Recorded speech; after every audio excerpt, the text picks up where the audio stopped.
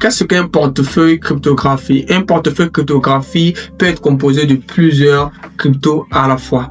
Tu peux stocker du Bitcoin, de l'Ethereum, du BNB, du ADA, du Shiba, du TRX et même des stablecoins sur un portefeuille cryptographique. Les portefeuilles cryptographiques sont appelés wallets. Il en existe plusieurs.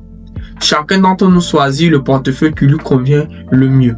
Par exemple, vous pouvez trouver Trust Wallet, MetaMask et bien plus d'autres encore comme portefeuille pour stocker vos différents actifs cryptographiques. Mais la différence entre un portefeuille cryptographique appelé wallet et celui d'un compte bancaire est un petit peu mince. C'est un peu ressemblant, mais le fait est que la cryptographie est libre et n'est pas conçue par un système centralisé tel que la banque qui nécessite une demande et une confirmation pour pouvoir transférer de l'argent à quelqu'un.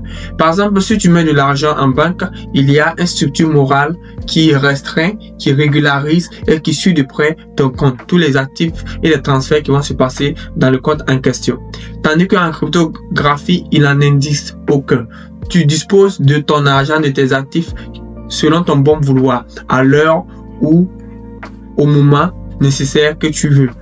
Si tu veux lancer une transaction à l'heure, dès maintenant où tu regardes cette vidéo, tu le fais directement en cryptographie. Tandis que si c'est en banque, tu vas devoir faire ta demande de transaction, demande de virement, que la banque doit prendre le temps d'examiner, de questionner pourquoi tu veux faire ce transfert avant de l'adhérer, de le confirmer, pour que tu puisses faire le transfert. Sans cette banque, tu ne pourras pas faire le transfert.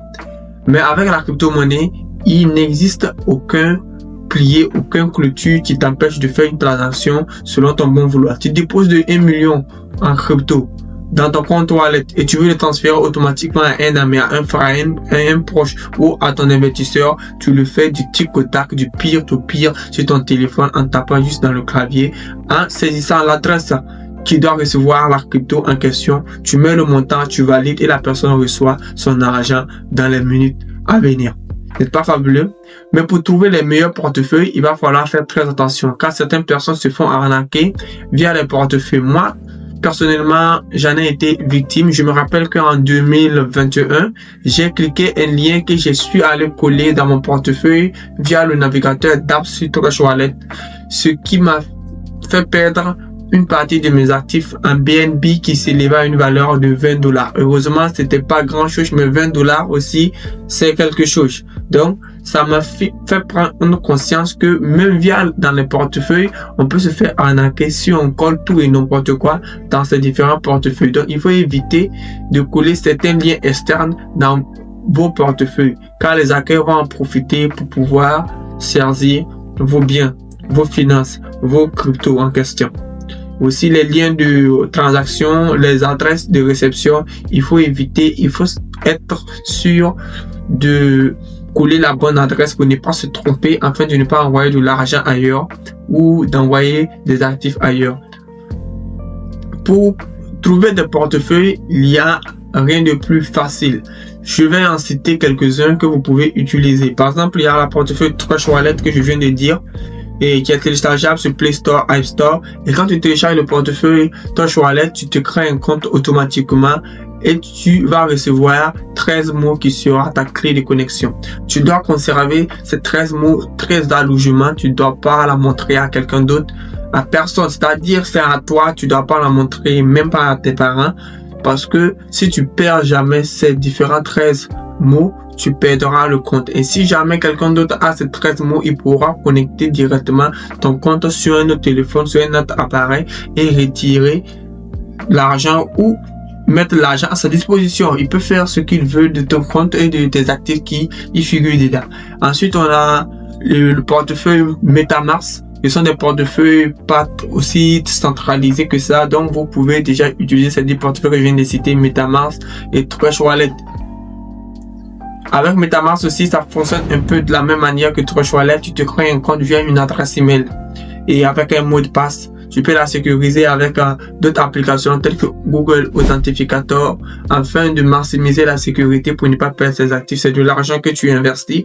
Donc, il faut faire très attention pour ne pas perdre ses investissements. Donc, tu sécurises le compte bien et tu pourras stocker plusieurs cryptos tels que le Bitcoin, le Litecoin, l'Ethereum, le Solana, du ADA, du Shiba, du PP, du Bonk, du Floki. Tous les cryptos que tu veux acheter, tu peux l'acheter et les transférer directement dans ton portefeuille. Ensuite, il existe aussi les portefeuilles qui sont centralisés, hyper centralisés, tels que les blockchains Binance, Coinbase et Kraken et Bybit, Bitget. Ce sont des blockchains centralisés, des portefeuilles centralisés sur lesquels tu peux trader, échanger, acheter, comme ton bon vouloir, stocker aussi. Mais je déconseille à toute personne de stocker tous ces différents actifs sur ce genre de blockchain, tels que Binance, Bybit et Bitget, parce que l'histoire nous le rappelle encore. En cette année 2024-2025, Bybit a subi une hack qui les a fait perdre près de 1 milliard dans les différents actifs, ce qui avait entraîné la chute de certains cryptos. En ce moment, ça faisait polémique, ça parlait partout.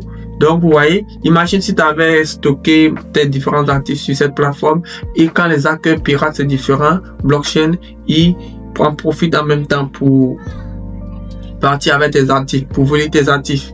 Tu te retrouves dans des beaux draps parce que tu as tout mis sur un seul compte, sur un seul blockchain, sur un blockchain centralisé.